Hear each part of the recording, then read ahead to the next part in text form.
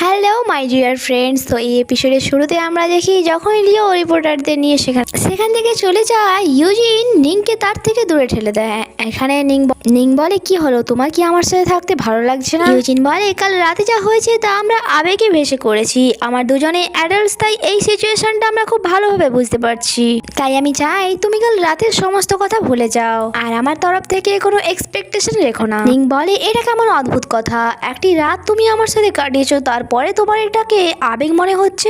দেখো, আমার তোমাকে অনেক বেশি ভালো লেগেছে, তাই আমি চাই ফিউচারে তুমি তোমার অ্যাটিটিউড চেঞ্জ করে নাও। ইউজিন বলে যে তোমার কি ভালো লাগলো না তাতে আমার কিছুই যায় আসে না, আমি আমার কথা বলে দিয়েছি অ্যান্ড তুমি যেমনটা চাইছো সেটা আমি একদমই চাই না। আর যখনই সে সেখান দিয়ে চলে যাচ্ছিল, তখন নিং তাকে বলে যে তোমার আর আমার মধ্যে যা হয়েছে তা নিয়ে যখন তুমি রিগ্রেট ফিল করবে তখন আমাকে কল দিও। এরপর আমরা ইউজিনকে দেখি যে তার আন্টিকে কল করে জানতে চাইছিল যে কাল লিওর বার্থডে, তাই সে তার বার্থডেতে কি পড়বে। আমি তা জানার জন্য অনেক বেশি এক্সাইটেড। ইউজিনকে দেখে মনে হচ্ছিল তার মাথায় কিছু একটা প্ল্যান ঘুরছিল। আর যখনই তার আন্টি লি যে নেকলেসটি পরবে তার পিকচার সেন্ড করে তাকে, সে তখনই একটি জুয়েলারি শপে যায় অ্যান্ড এখানে সে সেম একই নেকলেস নেয় যা লিও পরবে কাল তার বার্থডেতে।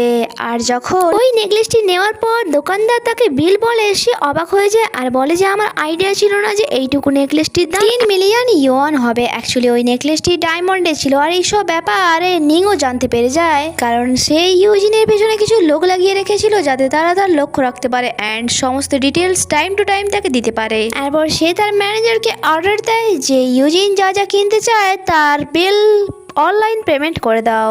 আর সব থেকে বেরোনো মাত্রই ইউজিনের কাছে যখন মেসেজ আসে যে তার ধার মিটে গেছে, সে তা দেখে খুশি হয়ে যায়। নেক্সট ডে আমরা রিওকে দেখি যার আজ বার্থডে ছিল। আর যখন সে হোটেলে বসেছিল তার কিছু ফ্রেন্ড তার পরা নেকলেসের তারিফ করছিল আর জানতে চাইছিল যে তোমার পরা নেকলেসটি অনেক বেশি সুন্দর, যা তোমাকে অনেক বেশি মানাচ্ছে। আর লিও যে তার নেকলেসের শো অফ করে বলে যে কেন লাগবে না, এটার জন্য আমি 3 লাখ খরচা করেছি। আর সেই হোটেলেই আমরা ইউজিনকে দেখি যে সেই হোটেলে এক সার্ভেন্টের কাছে দাঁড়িয়েছিল আর ওই সার্ভেন্টটিকে সে একটি গিফট দিয়ে বলেছে, এটা ম্যাডাম লিও তোমার জন্য পাঠিয়েছে, আজ তার বার্থডে, সেই জন্য তোমাদের সকলকে গিফট দিচ্ছে। আর ওই গিফটটি সার্ভেন্ট দেখার পর বলে এটা অনেক বেশি এক্সপেন্সিভ, আমি এটা নিতে পারবো না। বাট ইউজিন বলে একদমই না, এটা মাত্র 200 রুপিস। এরপর ওই সার্ভেন্টটি যখন তাদের কাছে সার্ভ করতে যায়, লিওর ফ্রেন্ড তার গলায় থাকা সেই নেকলেসটি নোটিস করে অ্যান্ড বলে যে আজকাল ওয়েটার্সরাও বেশি এক্সপেন্সিভ জিনিস ইউজ করছে, দেখো সে কত দামি নেকলেস পরে আছে, একেবারে তোমার মতো। বাট সার্ভেন্ট বলে যে আপনারা ভুল ভাবছেন, এটা অতটাও দামি নয়, আর এই নেকলেসটি লিও ম্যাডামই আমাকে গিফট করেছে। আর এটা আর যা শুনে লিও রেগে তার উপরে চেঁচিয়ে ওঠে।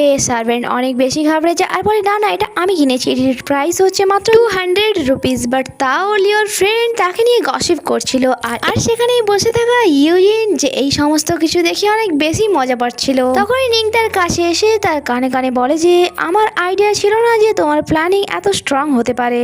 আর হঠাৎই তার আওয়াজ শুনে ইউজিন অনেক বেশি ঘাবড়ে যায় আর যাকে নিং সামলে নেয়। আর যখন সেখানে লিও আসে, ইউজিন সেখান দিয়ে চলে যায়। লিও নিংকে বলে যে হানি, আজ আমার বার্থডে, তাই আমি চাই যে তুমি আমার সাথে ডান্স করো। নিং বলে আমিও তো ডান্স করতে চাই, বাট আমি আমার পার্টনার বেছে নিয়েছি। আর যা শুনে লিও অনেক বেশি রেগে যায় আর নিং ইউজিনের কাছে গিয়ে তাকে জোর করে ডান্স ফ্লোরে নিয়ে যায়। তাদেরকে একসাথে দেখে লিওর তো যেন মাথায় আগুন জ্বলছিল।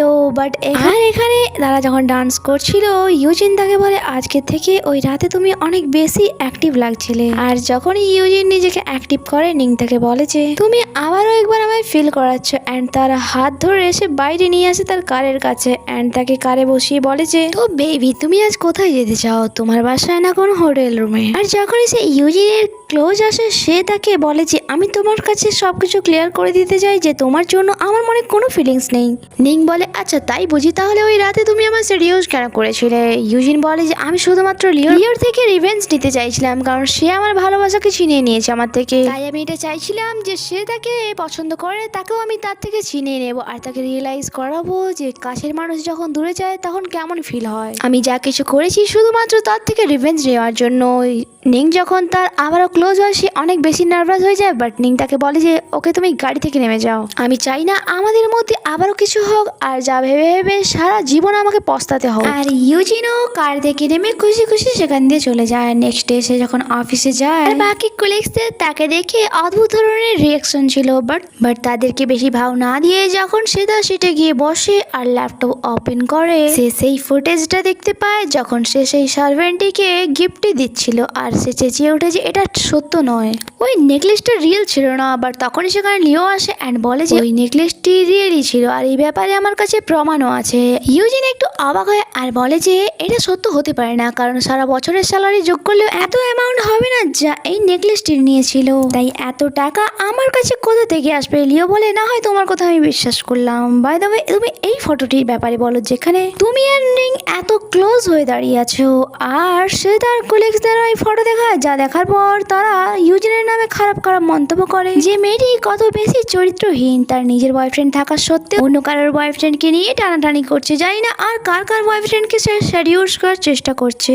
আর যা শোনার পর ইউজিন যখন সেখান দিয়ে চলেই যাচ্ছিল, লিও তাকে আটকে বলে যা শোনার তোমার ক্ষমতা নেই সেই ধরনের কাজ তুমি কেন করো। আর তাকে লিও আরো বুলি করার আগেই সেখানে নিং আসে অ্যান্ড তাকে সব ডিপেন্ড করে। আর লিও আবার অনেক বেশি রেগে যায় অ্যান্ড বলে যে তোমাকে বারবার বলার পরেও কি তুমি বুঝতে পারছো না যে এই মেয়েটি ভালো নয়, তুমি তার ফাঁদে কেন পা দিচ্ছ? তুমি যদি তার সত্য জানতে পারো তাহলে তুমি তার মুখও দেখতে চাইবে না। নিং বলে যে ওই নেকলেসগুলি আমি তাকে কিনে দিয়েছিলাম। আর তুমি কোন সত্যর কথা বলছো? আমি কি তোমার সত্যটা সবাইকে দেখাবো?